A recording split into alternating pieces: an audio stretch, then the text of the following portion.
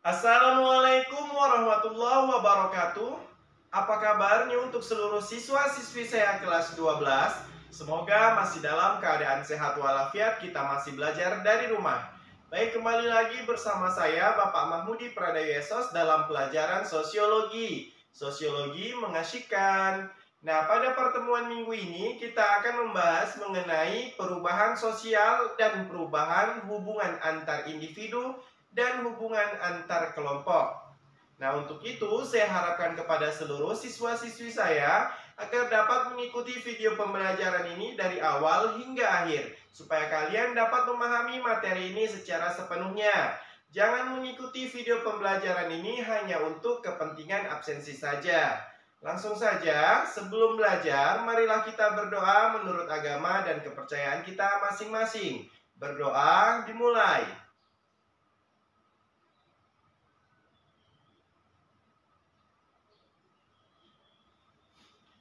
Amin.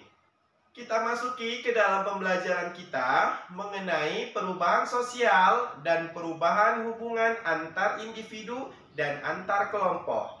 Nah, perubahan yang terjadi di dalam masyarakat berakibat perubahan di berbagai sektor kehidupan. Nah, ini berarti perubahan sosial ini selalu menjalar ke berbagai bidang yang lain. Nah, gejala perubahan itu dapat kita amati di berbagai aspek kehidupan kita.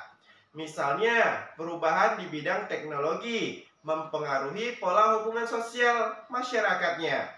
Nah, contohnya penggunaan handphone atau telepon genggam.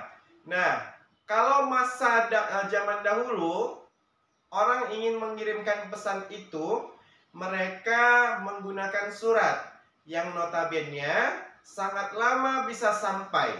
Nah, jadi di sini perubahan itu mengandung dua unsur.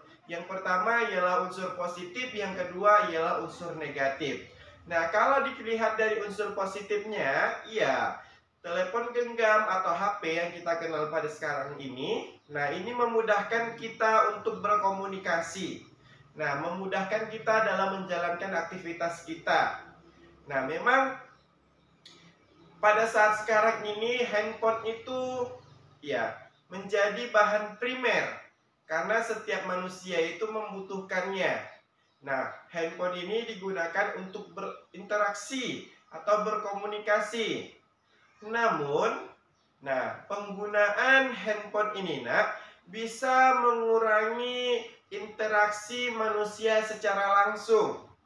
Karena yaitu dia sudah kebanyakan dia menggunakan handphone, alhasil contoh kalian nih ketika sedang ngumpul saja sibuk dengan handphonenya masing-masing, sibuk dengan pesannya masing-masing, sehingga melunturkan untuk kita yang sedang tatap muka. Nah, sama sekarang ini, kita belajar tidak perlu langsung tatap muka, bisa melalui handphone kita bisa. Nah, ini kecanggihannya, ini perubahannya. Namun yaitu dia bisa mempermudah pekerjaan tetapi mengurangi intensitas manusia untuk bisa berinteraksi secara langsung. Nah, ini contohnya adalah handphone di dalam bidang telekomunikasi. Nah, contoh yang lainnya apa Contoh yang lainnya misalnya bank atau ATM. Kalau pada zaman dahulu kita harus menabung uang itu entah kemana, entah kita masukkan ke dalam celengan kah atau di mana gitu kan. Nah, sekarang kalau kita mau menabung uang itu gampang saja. Kemudian kalau kita dulu kalau mau mengambil uang itu harus ke banknya langsung, harus berjumpa dengan tellernya. Nah, namun sekarang karena sudah banyak kecanggihan-kecanggihan, dibuatlah yang namanya mesin ATM. Nah, di mana-mana sekarang ATM bisa. Di mana-mana apapun kartunya, apapun ATM-nya bisa dimasukkan. Ketika dimasukkan, diambil keluar duitnya. Dan bahkan sekarang ada salah satu bank yang sudah memiliki linknya atau BRI link kalau kita sebutlah. Nah, ini sudah memudahkan kita dalam menjalankan aktivitas. Namun yaitu dia tadi unsur-unsur dari bertemunya secara tatap langsung itu berkurang. Nah, hal ini menunjukkan bahwasannya teknologi ini menyebabkan berkurangnya frekuensi individu itu untuk saling bertatap muka. Nah, perkembangan teknologi telah menggeser fungsi tatap muka dalam berinteraksi. Nah, tapi di balik kemudahan yang dapat dari kemajuan teknologi tersebut, hubungan antar individu dan antar kelompok yang sebelumnya relatif, ya kan? Nah, dan relatif erat dan informal, terjadi kian memudar. Nah, meskipun demikian, perubahan dalam interaksi ini tidak sekaku pada masa lalu ketika harus berinteraksi secara tatap muka.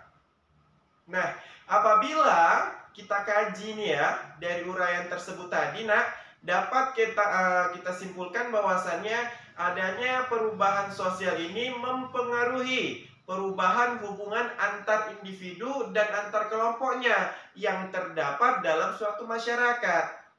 Nah, di sini menurut Robert McIver mengatakan bahwasannya perubahan sosial adalah perubahan dalam hubungan sosial atau sebagai perubahan keseimbangan atau equilibrium. Nah, hubungan sosialnya. Nah, sedangkan menurut George mengatakan bahwasannya perubahan sosial ini mengacu pada variasi hubungan antar individu, hubungan antar kelompok, organisasi, kultur, kemudian kultur dan masyarakat pada waktu tertentu. Nah, apabila kita membahas individu atau kelompok, ya kan? Nah, yang berhubungan dengan perubahan sosial, asumsinya adalah bahwa individu ini atau kelompok ini merupakan subjek sekaligus objek dari perubahan tersebut.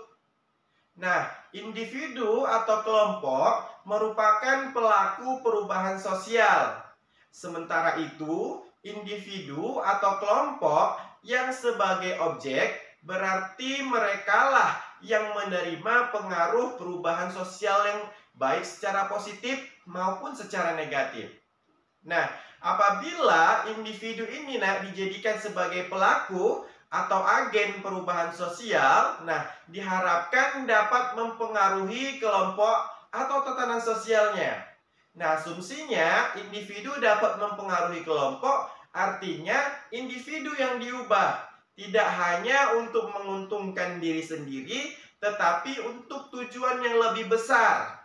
Nah, contohnya ialah untuk keuntungan kelompok yang dapat bermanfaat untuk masyarakat. Nah, dengan demikian, individu yang dijadikan sebagai pelaku perubahan diharapkan mampu mengubah kelompoknya secara perlahan. Nah, oleh karena itu, dibutuhkanlah individu yang dapat mempengaruhi kelompoknya. Karena yang memiliki kedudukan tinggi saja pun belum tentu bisa mempengaruhinya. Nah, itulah dia pembahasan kita pada minggu ini mengenai perubahan sosial dan perubahan sosial dan perubahan hubungan antar individu dan antar kelompoknya. Nah, apabila ada yang kurang paham, bisa ditanyakan di dalam kolom komentar. Cukup sekian, saya akhiri. Assalamualaikum warahmatullahi wabarakatuh.